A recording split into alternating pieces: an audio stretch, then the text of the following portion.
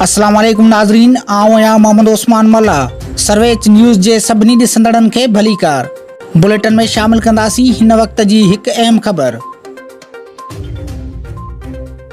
सकरंड भरिसां ॻोठ गुलाम मोहम्मद खोसो में 2 साला अलीना धीअ जमालुद्दीन ऐं 2.5 साला शाइला धीअ अशरफ खोसो खे पोलियो वायरस जूं इलामतूं ज़ाहिर थियूं आहिनि, जंहिंमें संदन टंगूं फिरी वियूं आहिनि ऐं डॉक्टरनि पारां खेनि पोलियो जो शक ज़ाहिर कयो वियो आहे। जॾहिं त अलीना जे वालिद जमालुद्दीन ॿुधायो त असां शक पवण ते ॿारनि खे डॉक्टर खे ॾेखारियो, जंहिं चयो त तव्हांजे ॿारनि खे पोलियो आहे। जंहिंखां पोइ पोलियो सर्वेलेंस टीम ॻोठ पहुची चकास कई आहे, जंहिं बाद उन बि शक ॾेखारियो आहे। अञा ताईं उन्हनि जा जुज़ा इंतज़ामिया पारां न वरिता विया आहिनि। शाइला जे वालिद अशरफ खोसो पिणु न्याणी खे पोलियो वायरस जी तस्दीक कई। वारसनि जो चवणु आहे त असांखे सैंपल लाइ किटूं ॾेई विया आहिनि, पर अञा ताईं वापसि न खणी विया आहिनि।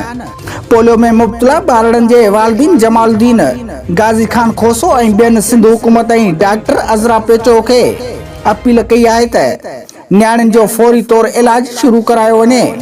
ॿिए पासे ॻोठ मिस्री खान खोसो में 4 साला शर्मीना धीअ टूअ खोसो खे पिणु पोलियो वायरस जो शक ज़ाहिर थियो आहे, जंहिंजा पिणु जुज़ा वठी इस्लामाबाद मोकिलिया विया आहिनि।